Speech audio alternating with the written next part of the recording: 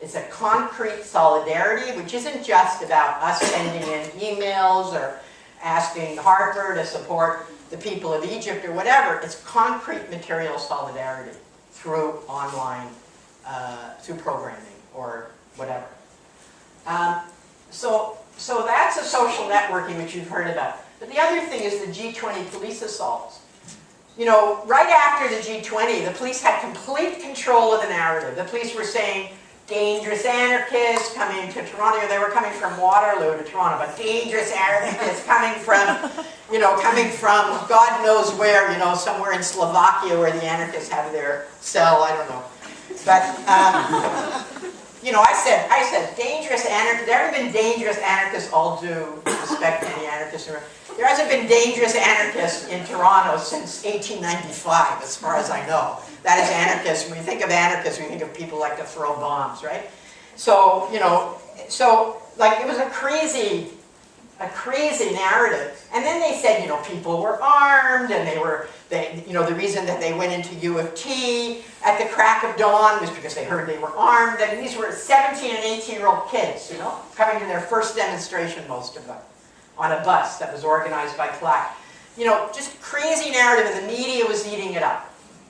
And the only reason we were able to counter it was because of the videos and the photographs. So that's the other side of social media, which is today anybody with a phone can be a videographer, a photographer. There wasn't anything the police could do or any story they could tell that we couldn't prove was wrong. And now we even see in the months after the G20 that what is called the Civilian Review Board of the police has been forced to reconsider the fact that they weren't charging anybody based on photographs and video taken by ordinary citizens. And when I smelled, you know, like I've been around a long time, I've been in a lot of street actions, and I didn't agree with breaking the windows, and I argued against it. But, you know, I saw the people, the Black Bloc, when they went on their run. And I saw where they were, and I saw where the police were. So I asked the question, I said, how come the police didn't bust them when they were breaking the windows? How come they waited till later when they were busting hundreds of other people? And I wondered, how come they left the police cars burning? I mean, you know, that police car in Queen Street, like it was a block from one fire station and 3 blocks from another fire station. And as Naomi Klein pointed out, they had a water cannon. All they needed was a little fire extinguisher. Why did they leave it burn? And then call every media outlet they could to show the burning cop car. And now we find out that the only guy who they actually had evidence threw anything into that cop car wasn't an activist at all, right? We find that out today in the paper, that he was just some guy who was checking out what was happening. He had a criminal record, and he figured, hey, a punch-up, I'll join. You know, which is often what happens in these things. So, well, that's true. He had no political interest whatsoever. At least he says he didn't, and I don't know. So those shots of the police beating on people for no reason, pulling that guy's leg off, all of that came from social media. So that democratizes things, because the media in the last 20 or 30 years has become more and more concentrated, less and less willing to challenge authority at all. And so it's the social media that has to do it, and our use of the social media. And now the mainstream media, or at least the people that want to be honest journalists, also using the social media. So we've got the mainstream media, which I love that picture. You know, what's the Bruce Springsteen's song? 57 channels and nothing on, right? So we've got, you know, basically all that information coming at you, and all you can do is switch between one and another without much choice. We've got a little more choice than we used to, and I really highly recommend Al Jazeera as a news station, because Al Jazeera is the kind of news station we used to have in Canada. That is, when the CBC was better. The CBC television was better than it is now. But it's all one way. It's all, the information is created and downloaded to you. Not unlike a university lecture or a college lecture. That's another topic. Okay. Social media, on the other hand, is interactive. And you know this better than I do. You create, you receive. You create, you receive. You take a little from here, a little from there, a little from there. Somebody tells you about something. Somebody else tells you about something. It's a completely different way of media working. And it's changing everything. It's changing the way we think. It's changing the way we work. It's changing how the mainstream media work. It's changing how companies work. It's changing everything.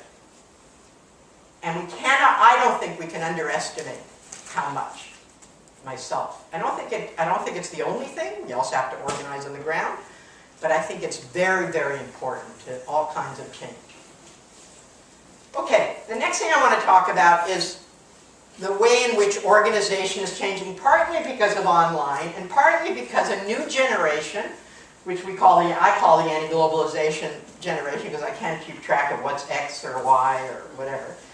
That is the generation that was in the universities in 2000, 2001 in Seattle. People know about protests in Seattle? No, very few. Okay, well, in Seattle in 2000, or maybe it was 1999, there was a protest against the World Trade Organization, a huge protest, big, big protest. And then in Quebec City in 2001. And young people were rising up against corporate globalization, saying, we don't want corporations running the world.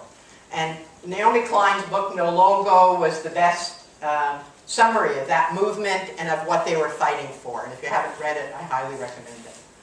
And when that happened, those young people didn't like the way my generation organized. They found it too hierarchical, too top-down, and they wanted to have more horizontal organizing. And they started to use things like what they called affinity groups, spokes councils, a very different way of organizing. In my generation, although the feminist movement tried to be more horizontal, we basically had big organizations that would negotiate agreements with each other and then tell everybody what to do.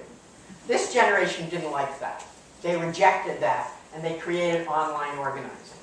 Okay, I don't have time to go, but I really suggest the website 350.org to see how that group, because I don't have time to get talking too much, how they used online horizontal organizing to create a worldwide movement for environmental justice.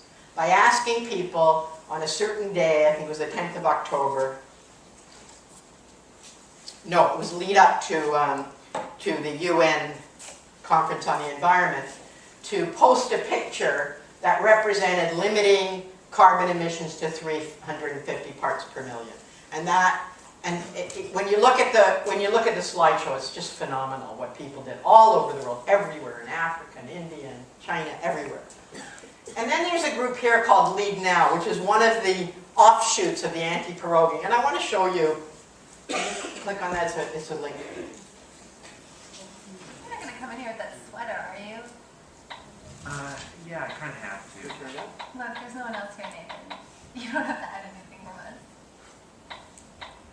Okay, but don't say I didn't warn you.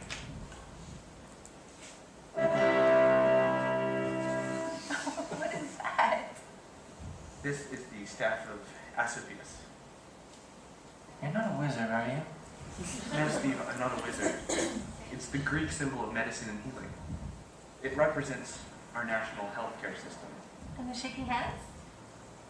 Well, obviously, the shaking hands represent a cooperation between political parties. That's possible in the first place. Am I right? Yeah. This guy gets it. I miss the willingness of politicians to cooperate for the benefit of all Canadians. I know, friend. Thanks, guy who trims that hedge over there. Say, do you want to join us in this hot tub here? I thought you'd never ask.